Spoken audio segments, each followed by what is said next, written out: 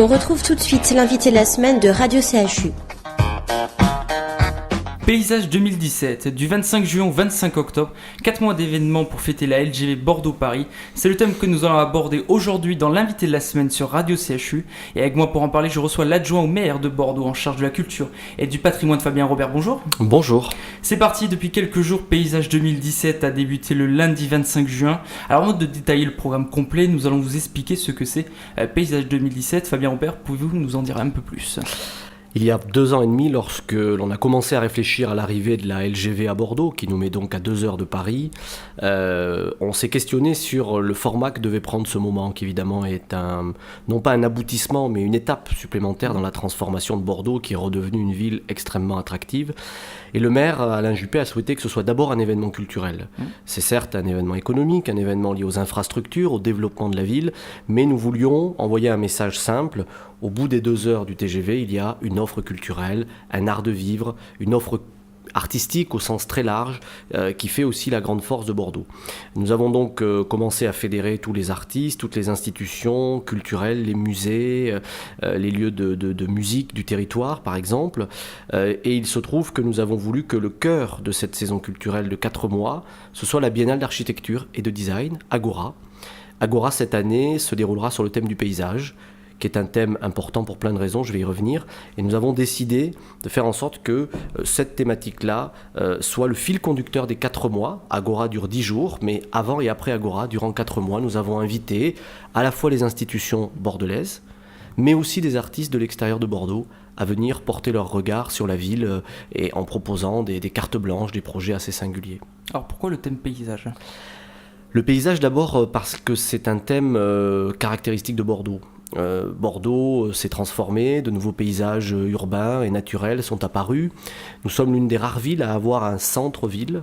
Le vrai centre de la ville, quand on regarde la métropole, c'est la Garonne et les quais. Donc c'est des hectares de nature qui sont au cœur de la ville. Les paysages ensuite parce que à l'échelle de toute la métropole, la moitié des espaces sont des espaces boisés, paysagers, et l'autre moitié des espaces bâtis.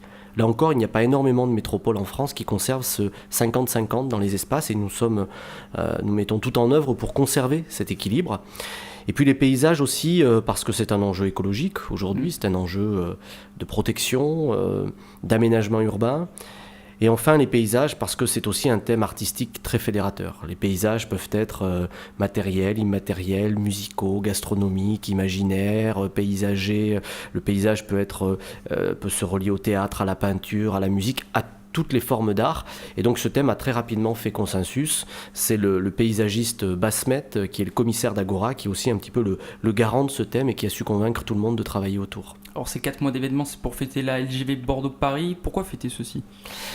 Parce que c'est pas simplement un événement lié au transport ou lié aux gens qui prennent le train. En réalité, c'est un événement beaucoup plus large. Toutes les villes qui ont vu le TGV arriver, Lyon, Marseille, Lille, ont été profondément transformées.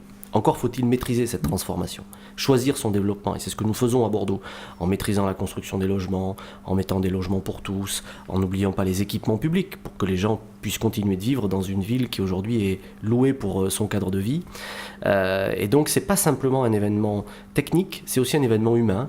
Et ce que l'on a voulu montrer, c'était que, eh bien, au fond, cette transformation physique de la gare, des trains, du quartier qui va autour de la gare, c'était aussi une transformation humaine qui pouvait avoir des échos dans toute la ville et dans toutes les formes d'art.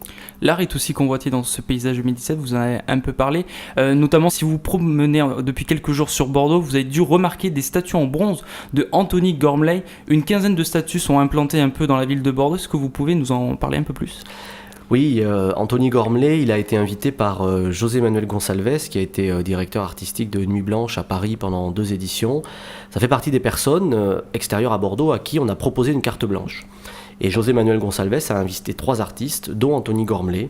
C'est un sculpteur qui a aujourd'hui une notoriété internationale, anglais, qui n'avait jamais montré ses pièces dans l'espace public en France. Il les a montrées dans d'autres pays, dans des très grandes villes comme Liverpool ou New York par exemple. Et c'est une exposition très forte parce que il y a quelques années, on avait exposé un autre artiste avec des pièces monumentales, Jaume Plensa. On ne pouvait pas rejouer sur cette idée de sculpture immense, il fallait trouver un autre ressort qui fasse réagir la population, qui intrigue, qui inquiète, qui fasse débat. Et il se trouve que ces sculptures ont quelque chose de profondément questionnant. Les gens les découvrent au détour d'une rue, c'est des personnages anthropomorphiques qui nous ressemblent, qui sont nus, qui observent dans une direction, qui ont cette position très très particulière. Très droite aussi. Très droite, très presque arrogante et en même temps fragile. Enfin, c'est très particulier et c'est formidable parce que ça marche très bien. Les gens s'arrêtent, se prennent en photo, les décors, les tags, peu importe. L'artiste a fait aussi ces sculptures pour qu'elles interagissent avec les habitants et donc il est très heureux. Il sera là samedi 1er juillet pour inaugurer cette exposition avec Alain Juppé. Alors la ville de Bordeaux ne sera pas la seule ville mobilisée. Pour Paysage 2017, il y aura aussi la métropole avec l'été métropolitain du 8 juillet au 15 septembre avec les 28 communes. Que va-t-on retrouver pendant cet été métropolitain ? Bien sûr, c'est un événement qui dépasse Bordeaux. L'arrivée de la LGV, ça concerne toutes les communes, comme vous venez de le dire. Alors, dans l'été métropolitain, il y a une multitude de projets, notamment des concerts. Il y a des concerts dans les parcs, dans les jardins, dans les paysages, à peu près dans toutes les communes. Il y a aussi des propositions dans les trams, dans les bus, des propositions théâtrales, musicales également dans les transports de la métropole pour disséminer aussi toute cette offre culturelle sur l'intégralité du territoire. Et puis ensuite, nous avons aussi souhaité que des villes sur le tracé de la LGV, comme Poitiers et Angoulême, puissent être associées à la saison. Angoulême propose dans cette saison des interventions sur des murs, des interventions imagées, puisque Angoulême est évidemment une ville de l'image. Poitiers travaille sur les paysages poitevins et a monté une exposition au Musée des Beaux-Arts de Poitiers sur ce sujet. Puis la ville de Pau également, qui n'est pas elle encore sur le tracé, mais qui aspire un jour à être sur le prolongement de cette LGV vers l'Espagne. Et nous sommes là en partenariat avec le festival Access de Pau autour du street art et des arts numériques. Donc voilà, on a voulu que ce soit aussi un événement, en tout cas une saison à l'échelle régionale. Alors si vous souhaitez avoir plus d'informations, allez sur le site paysagebordeaux2017.fr. On se retrouve dans quelques minutes dans l'invité de la semaine. Nous allons vous parler et vous donner la suite de ce qui vous attend du 25 juin au 25 octobre avec nos invités, l'adjoint au maire en charge de la culture et du patrimoine Fabien Robert. A tout de suite.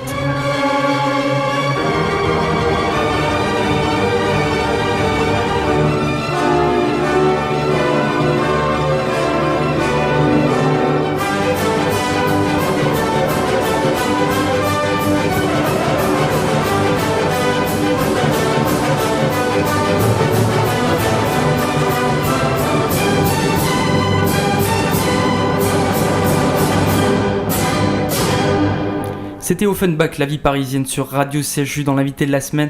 Et aujourd'hui, nous parlons de Paysage 2017 avec nous, notre invité Fabien Robert, adjoint au maire en charge de la culture et du patrimoine. Maintenant, nous allons parler du week-end inaugural qui aura lieu très vite, du 30 juin au 2 juillet. Beaucoup de choses sont prévues. Que va-t-on retrouver pendant ce week-end inaugural ? Alors, tout d'abord de la danse. La chorégraphe Mathilde Monnier montrera sa dernière création, El Baile, initialement en plein air, mais le temps ne s'y prête plus, donc au théâtre de la Manufacture Atlantique, pas très loin de la gare. Le samedi matin, 1er juillet, il y aura l'inauguration officielle avec les partenaires, les financeurs de cette LGV, Quai des Sports, donc les quais du quartier Saint-Michel. Ensuite, il y aura dans l'après-midi le Get Up Village d'Hamid Ben Mahi, du hip-hop, tout un village autour des cultures urbaines du hip-hop, Placette de Munich, sur les quais, un petit peu après la place des Quinconces. Ensuite, à 17h, nous allons inaugurer ce parcours d'art contemporain, donc avec Anthony Gormley, Michel Debrouin, puisque le soir, nous allons aussi allumer une pièce monumentale, une pièce de Michel Debrouin qui s'appelle 1000 spéculations et qui est en réalité une espèce de boule à facettes disco qui fait 10 mètres de diamètre et qui sera suspendue à 40 mètres de haut, toujours quai des Sports, pour illuminer un peu tout ce quartier de la gare et pour symboliser aussi la fête que représente ce moment. Le soir, samedi 1er juillet au soir, un grand concert quai de Saint-Michel, toujours quai des Sports, avec Wax Taylor en tête d'affiche, mais aussi d'autres groupes nationaux, internationaux comme Popov ou bien des artistes locaux également, de 19h à 2h du matin. Le 2 juillet, le dimanche, le lendemain, il y aura à 17h un concert exceptionnel de l'Orchestre National de Bordeaux-Aquitaine, ainsi qu'un concert de l'orchestre Demos, l'orchestre de jeunes de l'opéra, et ces concerts seront dirigés par le directeur général de l'opéra, Marc Minkowski. Voilà un petit peu les festivités du week-end. Il y a plein d'autres choses, il y a un vernissage aux archives municipales sur l'histoire ferroviaire de Bordeaux, comment le train a transformé Bordeaux au travers des siècles, et plein d'autres choses encore. Le programme complet est sur le site internet www.paysagebordeaux2017.fr. C'est un week-end où tout est gratuit quasiment et où on peut venir assister à toutes ces festivités très près de la gare. Est-ce que vous êtes impatient d'arriver ce Oui, week-end ? ça fait 2 ans et demi qu'on y travaille, donc on est extrêmement impatient. On est heureux de voir que les vernissages cette semaine, puisqu'on a 12 vernissages cette semaine, un petit peu en préambule de ce week-end, tous les établissements culturels, Musée des Beaux-Arts, CAPC, Musée d'Aquitaine, Musée de la Création Franche, tous les lieux d'art se sont fédérés et donc tous les vernissages ouvrent cette semaine, c'est assez intense. Hier soir, il y avait le vernissage sur la couleur, par exemple, au Musée des Arts Décoratifs. C'est une magnifique exposition qui traite de la couleur et du design. Et on voit comment la couleur influence notre vision des paysages. Et puis, il y aura prochainement une exposition également au Musée d'Aquitaine et au CAPC, ce soir en l'occurrence. Donc voilà, c'est une semaine assez intense qui va se terminer en beauté avec cette inauguration de la LGV. Mais ensuite, la saison continue sur 4 mois. Il y aura du cinéma, il y aura bien sûr du théâtre, de la danse, beaucoup de choses. C'est ce que j'allais dire, d'autres sites sur Bordeaux seront mobilisés, notamment le Grand Théâtre sera mobilisé pour plein de petites choses aussi sur Paysage 2017. Le Grand Théâtre devient paysage. On a décidé cet été d'organiser une exposition dans le Grand Théâtre, d'abord d'art contemporain, avec 2 expositions importantes. D'abord une œuvre de Richard Long, qui est un artiste qui a beaucoup compté. C'est lui qui a d'abord été l'un des premiers à utiliser des éléments du paysage pour faire des œuvres d'art. Et dans le Grand Théâtre, on exposera une très belle pièce en pierre dans le rez-de-chaussée. Au premier étage, dans le salon Boireau, il y aura une exposition du FRAC, donc des pièces d'art contemporain dans ce petit bijou du 18e. Et puis dans la salle elle-même, tout l'été, un artiste du numérique, Aurélien Bory, va investir la salle avec un spectacle, des projections, et le public sera amené à monter sur scène pour observer le spectacle dans la salle, sur les fauteuils du Grand Théâtre. Voilà un petit peu ce que va faire le Grand Théâtre tout l'été dans cette saison. Est-ce que vous avez peut-être remarqué, est-ce que les Bordelais, Bordelaises l'ont implanté dans leur tête qu'il y aura Paysage 2017 pendant 4 mois ? Oui, c'est jamais assez, on communique beaucoup, mais on se rend compte que les gens ne sont jamais suffisamment informés. En tout cas, je crois que le fait d'avoir des événements exceptionnels que l'on ne retrouvera pas forcément dans les mois ou années à venir, et en s'appuyant sur les institutions culturelles, les associations bordelaises, ça permet déjà de toucher le public en partant de choses existantes, d'établissements existants. J'ai pas parlé de la base sous-marine, par exemple. Il y a aussi une très belle exposition à la base sous-marine de l'artiste plasticien, sculpteur Daniel Firman, avec 3 pièces monumentales assez exceptionnelles. Voilà, tout ça, ce sont des lieux qui ont leur public. Et chaque public qui vient par exemple à la base sous-marine se voit distribuer le programme aussi pour profiter des 4 mois.